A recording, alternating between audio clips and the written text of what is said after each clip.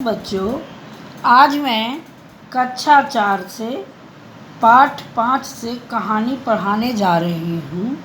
इस कहानी का नाम है दोस्त की पोशाक। एक बार नसीरुद्दीन अपने पुराने दोस्त जमाल साहब से मिले।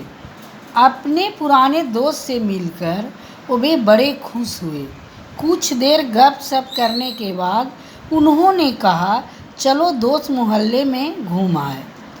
जमाल साहब ने जाने से मना कर दिया और कहा कि अपनी इस मामूली सी पोशाक में मैं लोगों से नहीं मिल सकता। नसीरुद्दीन ने कहा, बस इतनी सी बात।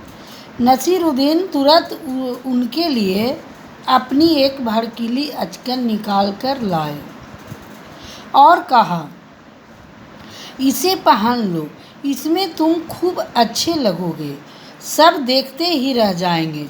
बन-ठन कर दोनों निकले। दोस्त को लेकर नसीरुद्दीन पड़ोसी के घर गए। नसीरुद्दीन ने पड़ोसी से कहा, ये हैं खास दोस्त जमाल साहब, आज कई साल बाद इनसे मुलाकात हुई है। वैसे तो अचकन इन्होंने पहन रखी है, वह मेरी है। यह सुनकर जमाल साहब पर मानो घड़ों पानी पड़ गया। बाहर निकलते ही मुंह बनाकर उन्होंने नसीरुद्दीन से कहा, तुम्हारी कैसी अक्ल है? क्या यह बताना ज़रूरी था? यह अचकन तुम्हारी है। तुम्हारे पड़ोसी सोच रहा होगा कि मेरे पास अपने कपड़े भी नहीं हैं। बच्चों, इस कहानी में नसीरुद्दीन अपने दोस्त जमाल साहब से मिलकर उन्होंने कहा कि चलो दोस्त मोहल्ले में घूम आए। जमाल साहब बोले, मैं अपनी इस मामूली सी पोशाक में मैं लोगों से नहीं मिल सकता। नसीरुद्दीन ने अपनी एक भड़कीली अचकन दे दी। बन-ठन कर दोनों घूमने निकले। नसीरुद्दीन को अपने पड़ोसी के घर ले गए। उन्होंने पड़ोसी से कहा कि ये मेरे खास दोस्त जमाल साहब हैं। कई साल बाद इनसे मुलाकात हुई है और जो इन्होंने अचकन पहन रखी है वह मेरी है। यह सुनकर जमाल साहब जो थे वे लज्जित हो गए।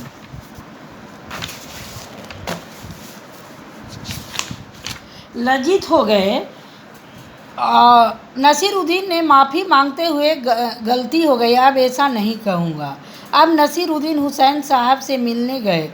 हुसैन साहब ने गर्मजोशी से उनका स्वागत सत्कार किया।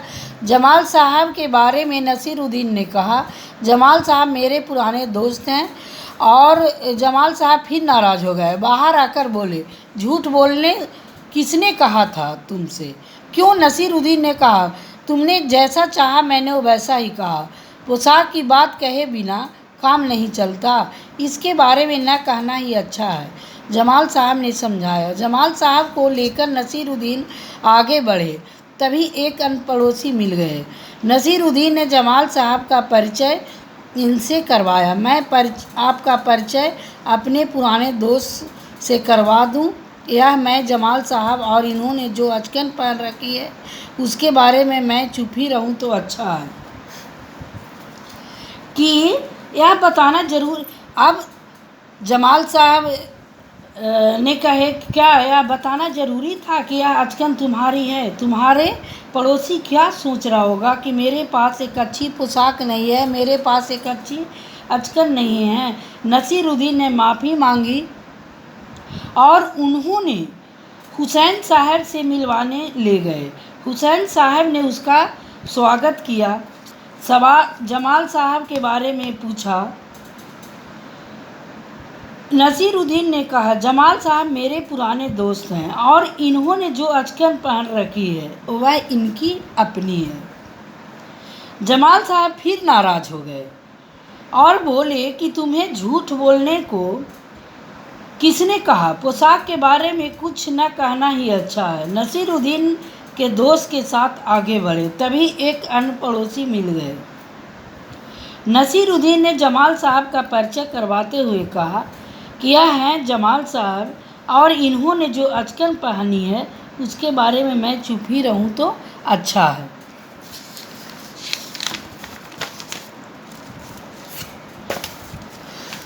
तुम्हारे सवाल से है कि कहानी के बारे में कोई 5 प्रश्न बनाकर नीचे दी गई जगह में लिखो। कॉपी में और लिखो और कॉपी में इसको उत्तर लिखना है। बच्चों, नसीरुद्दीन किससे मिलकर खुश हुए थे? इसका एक क्वेश्चन लिख लेना है, उसके बाद इसका आंसर जो है कॉपी में लिखना है। नसीरुद्दीन अपने पुराने दोस्त जमाल साहब से मिलकर खुश हुए थे। दूसरा क्वेश्चन लिखना है कि जमाल साहब के घूमने जाने से क्यों मना कर दिया। जमाल साहब की पोशाक मामूली सी थी, इसीलिए उन्होंने घूमने जाने से मना कर दिया। तीसरा क्वेश्चन लिखना है बच्चों कि नसीरुद्दीन ने अपने पड़ोसी को जमाल साहब की पोशाक के बारे में क्या बताया होगा। इसका आंसर कॉपी में लिखना है बच्चों। नसीरुद्दीन ने पड़ोसी से कहा कि जमाल साहब ने जो अचकन पहन रखी है वह मेरी है। चौथा प्रश्न लिखना है कि नसीरुद्दीन ने हुसैन साहब से क्या कहा। तो इसका आंसर लिखना है कि नसीरुद्दीन ने हुसैन साहब से कहा होगा कि जमाल साहब मेरे पुराने दोस्त हैं और इन्होंने जो अचकन पहन रखी है वह इनकी अपनी है। पांचवा क्वेश्चन लिखना है कि जमाल साहब ने नसीरुद्दीन को क्या समझाया होगा। जमाल साहब ने नसीरुद्दीन को समझाया होगा कि पोशाक के बारे में न कहना ही अच्छा है। अब आ जाइए तुम्हारी बात में। तुम्हारी बात में नसीरुद्दीन जमाल साहब बन ठन कर घूमने के लिए निकले। तुम बन ठन कर कहाँ जाते हो? बच्चों, तुमको लिखना है कि तुम सज धज कर बन ठन कर तैयार होकर कहाँ कहाँ जाते हो। तुम इसका उत्तर लिखना है कि मैं बन ठन कर बाज़ार में घूमने जाता हूँ, अपने दोस्तों के घर जाता हूँ, दोस्तों के जन्मदिन में जाता हूँ, अपने रिश्तेदार के घर जाता हूँ, शादी में बन ठन कर जाता हूँ। तुम किस तरह से बनते ठनते हो? तो इसका आंसर लिखना है, मैं सबसे पहले नहा धोकर नए कपड़े पहनता हूँ, बालों में कंघी करता हूँ, जूते में पॉलिश करके पहनता हूँ, हाथ में घड़ी बांधता हूँ, बालों में कंघी करता हूँ। इस तरह से हम बन ठनते हैं। तुम्हारी समझ से तीसरे मकान से बाहर निकलकर जमाल साहब ने नसीरुद्दीन से क्या कहा होगा। बच्चों, इसका आंसर होगा कि जमाल साहब ने कहा होगा कि मैं अचकन के बारे में मैं कुछ न कहने को कहा था, फिर तुमने इसका जिक्र क्यों किया? तुमने अचकन के बारे में उनसे क्यों बताया? तुम्हारी बात से उन्हें पता चल गया होगा कि हमारे पास कोई भी पोशाक नहीं है, हमारे पास कोई अच्छी पोशाक नहीं है, इसलिए दूसरे का पोशाक पहन रखा है। जमाल साहब अपने मामूली से कपड़ों में घूमने क्यों नहीं जाना चाहते होंगे? जमाल साहब ने मामूली से कपड़ों में इसलिए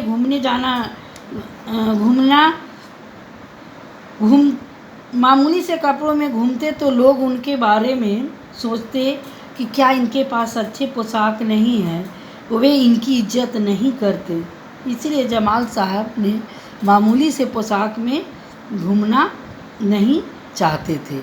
नसीरुद्दीन अपनी अचकन के बारे में हमेशा क्यों बताता होगा? नसीरुद्दीन एक मजाकिया इंसान थे। वे दोस्तों से या तो मजाक करते होंगे या अपनी अचकन के बारे में हमेशा बताते होंगे कि वे दोस्तों को यह समझाना चाहते होंगे कि कोई आदमी जो है अपनी अच्छी पोशाक से अच्छा नहीं बनता है, बल्कि अच्छे गुण से बड़ा माना जाता है। गपशप। जब जमाल साहब नसीरुद्दीन हुसैन साहब के घर से बाहर निकले तो उन्होंने अपनी बेगम को नसीरुद्दीन और जमाल साहब से मुलाकात का किस्सा सुनाया। उन दोनों के बीच में क्या बातचीत हुई होगी, लिखकर बताओ। कौन आया था? हुसैन साहब ने कहे होंगे कि नसीरुद्दीन अपने दोस्तों के साथ आया था। अब बेगम ने कही होंगी कि कौन आया है, तो फिर हुसैन साहब ने कहे होंगे कि नसीरुद्दीन अपने दोस्तों के साथ आया था। फिर बेगम ने कही होंगी हंसते हुए, ज़रूर यह अचकन उनकी अपनी नहीं होगी। हुसैन साहब ने कहे होंगे हाँ हाँ हाँ, तो नसीरुद्दीन ही अचकन पहन रखी है जो पिछले साल अपनी बहन की शादी में पहनी थी। अब आ जाइए घूमना फिरना में। नसीरुद्दीन ने कहा चलो दोस्त मोहल्ले में घूम आए। जब नसीरुद्दीन अपने दोस्तों से मिले थे तो वे अपना मोहल्ला दिखाने के लिए ले गए। तुम अपने दोस्तों से मिलते हो तो क्या क्या करते हो? मैं अपने दोस्तों से जब मिलता हूँ तो उसके साथ खाता पीता हूँ, उसके साथ बातचीत करने के बाद घूमने के लिए जाता हूँ, उसके साथ खूब खेलता हूँ, फिर घर वापस लौट के उनके साथ कार्टून या फिल्म टीवी पर देखते हैं। करके दिखाओ बच्चों, एक खुद से करके दिखाना है। नीचे लिखे वाक्य लिखे हैं, तुम्हें इनका अभिनय करना है। तुम चाहो तो कहानी में देख सकते हो कि इन कामों का जिक्र कहाँ गया। जैसे बन ठन कर घूमने के लिए निकलना, तो तुम किस तरह से बन ठन कर अपने कहीं जाते हो, उसके बारे में उसके हाव भाव बन ठन कर दिखाना है। घड़ों पानी फिरना, घड़ों पानी फिरना तो जैसे घड़ों पानी फिरना है, मुंह बनाकर शिकायत करना है, इस सब का एक्शन बच्चों खुद से तुमको मुंह बना कर करना है। गर्मजोशी से स्वागत करना, जब तुम्हारे घर कोई अतिथि आते हैं तो कोई बहुत ख़ास मेहमान रहते हैं, तुम किस तरह से उनको तड़ातड़ स्वागत करते हो। नाराज़ होना, देखते ही रह जाना, जब तुम किसी बात से दुखित होते हो तो किस तरह से नाराज़ होते हो, उस तरह का हाव भाव दिखाना है। ये बच्चों तुम खुद से कर सकते हो। घड़ों पानी पड़ना, नसीरुद्दीन की बात सुनकर जमाल साहब पर तो मानो घड़ों का पानी पड़ गया। घड़ों को पानी पड़ना एक मुहावरा है, इसका क्या मतलब हो सकता है पता लगाओ। तुम इसका मतलब पता करने के लिए अपने साथियों या बड़ों से बातचीत कर सकते हो या शब्दकोश को देख सकते हो। तो घड़ों पर पानी पड़ने का मुहावरे का अर्थ जो होगा वह होगा लज्जित होना। इस मुहावरे को सुनकर मन में एक चित्र सा बनता है। तुम भी किन्हीं दो मुहावरों के बारे में चित्र बनाओ। कुछ मुहावरे हम दे सकते हैं, चाहो इनमें से कोई पसंद करके दो का बनाना है। जैसे सिर मुड़ाते ही ओले पड़ना, ऊँट के मुंह में जीरा का फोड़न, दिया तले अंधेरा, ईद का चांद। बच्चों इस तरह का जो है ये दोनों मुहावरे का चित्र बनाना है। जैसे मान लो कि ऊँट के मुंह में जीरा का फोड़न, ऊँट एक का चित्र बना देना है और उसको अगर थोड़ा सा खाना दोगे तो क्या होगा। उसी तरह से एक दिया भी जला करके दिया का चित्र बना लेना है। दिया भले ही चारों तरफ प्रकाश रोशनी देती है, लेकिन उसके नीचे जो है अंधेरा ही अंधेरा दिखता है। इसमें से किसी दो ही का बनाना है बच्चों। कौन है कैसा? नसीरुद्दीन एक भड़कीली अचकन निकाल कर लाए। भड़कीली शब्द का बता रहा है कि अचकन कैसी थी। कहानी में से ऐसे ही और शब्द छांटो जो किसी के बारे में कुछ बताते हो, उन्हें छांटकर नीचे दी गई जगह में लिखो। देखो कौन सबसे ज़्यादा ऐसे शब्द ढूंढ पाता है। का बच्चों कहानी में से इस तरह का शब्द ढूंढना है और लिखना है। जैसे लिख सकते हो मामूली सी पोशाक, खास दोस्त, कैसी अकल, अन्य पड़ोसी, अपनी अचकन, यह अचकन। अब आ जाइए बारे में खास विशेष बताइए, इसीलिए विशेषण कहते हैं। पास पड़ोस, पड़ोस के घर में जाकर नसीरुद्दीन पड़ोस से मिले। तुम अपने पड़ोसी बच्चों के साथ बहुत से खेल खेलते हो। पर क्या तुम उनके परिवार के बारे में जानते हो? चलो दोस्तों के बारे में जानकारी इकट्ठी करते हैं। यदि तुम चाहो तो उनसे यह बातें पूछ सकते हो। तुम फ्रेंड जब दोस्तों के साथ खेलते हो बच्चों, तो उसमें से किसी एक खास दोस्त को पूछो कि तुम्हारे घर में कितने लोग हैं। इसका जवाब बच्चा खुद बताएगा कि कौन कौन से लोग हैं, उसके बारे में बताएगा, उनके नाम क्या हैं। बच्चों जब उनके घर अपने फ्रेंड से पूछोगे तो जिनके जिनके बारे में बताया उनसे के बारे में पूछना कि उनका नाम क्या क्या है। उन सभी जो बताया उसकी आयु क्या है वो भी लिख देना है, वो वे क्या काम करते हैं वो भी लिखना है। इस सूची में तुम अपने मन से बहुत से सवाल जोड़ सकते हो, और कुछ ऐसा तुमको लगे कि और कुछ होना चाहिए तो खुद से इसको जोड़ सकते हो। शब्दों का हेरा फेर, झूठा झूठा दोनों में अंतर है। इन शब्दों को बोलकर देखो, ये मिलती जुलती आवाज़ वाले शब्द हैं। जरा से अंतर से भी शब्द का अर्थ बदल जाता है। नीचे इसी तरह के कुछ शब्द के जोड़े दिए गए हैं, इनके सबके अर्थ अलग अलग हैं। इन शब्दों को वाक्य में प्रयोग करो। घड़ा गढ़ा, घड़ा और गढ़ा को वाक्य में प्रयोग करना है। इसमें जितने भी वाक्य दिया गया है, अब मान लो घड़ा, तो घड़ा से क्या बनाओगे? कुम्हार घड़ा बनाता है। गढ़ा, तो गढ़ा से क्या वाक्य बनाओगे? तुमने बहुत सुंदर मूर्ति गढ़ी हो। अब आ जाओ घूम और झूम। घूम का अर्थ होता है घूमना, झूमना, जैसे हवा से पेड़ पौधों को झूमना। बच्चे पार्क में घूम रहे हैं, हवा से पेड़ पौधे झूम रहे हैं। इस तरह से वाक्य बना सकते हो। राज और राज, राज, इस राज का मतलब होता है जैसे कि बहुत, इससे क्या वाक्य बनाओगे? तो पुराने समय में यहाँ मुगलों का राज होता था। इस राज का मतलब होता है किसी का अभिषेक करना। अभिषेक को तुम्हारे घर में, इस बात का राज का मतलब होता है किसी राज को छुपाना। तो इसका बताओ कि अभिषेक को तुम्हारे इस राज का पता चल गया है। फन और फन, सांप ने अपना फन, फन का मतलब होगा कि तानसेन अपने फन में माहिर था। इसे वाक्य क्या बनाओगे?